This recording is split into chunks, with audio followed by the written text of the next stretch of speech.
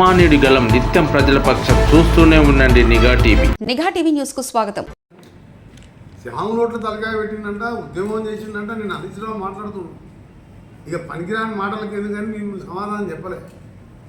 100 రూపాయల పెట్రోల్ దొరుకుతుంది, అగ్గిపెట్టి దొరుకుతుంది, దానికి 20 పైసలు అగ్గిపెట్టే. ఈయనేమో శ్యామ నోట్ల నిమ్స్ హాస్పిటల్లా దవాఖాన చేస్తే వాడు చచ్చిపోతాడా?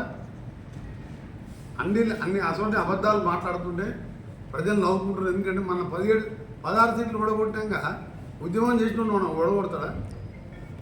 దొంగ నాటకాలు కాకపోతే, నువ్వు మోడీతో కుమ్మక్కు కాకపోతే ఎందుకు నువ్వు ఇవాళ గవర్నమెంట్ కేంద్ర ప్రభుత్వం బడ్జెట్ మీద ప్రశ్నించవు? ఇంత మంచి బడ్జెట్ పెట్టినా మా ప్రభుత్వాన్ని హర్షించకపోయినా నోరు మూసుకొని కూర్చోవాలి తప్ప తీర్చి చెండాడతాడు. అందుకని ఆ కోపంతో చెప్తున్నా. నేను ఇవాళ తీర్చి చెండాడిండు 2 సార్లు. నేను 6 నెలలు అసెంబ్లీలో, పార్లమెంట్లో, రేపు లోకల్ బాడీలో కూడా నీకు అడ్రస్ లేకుండా చేస్తాం నీ పార్టీని.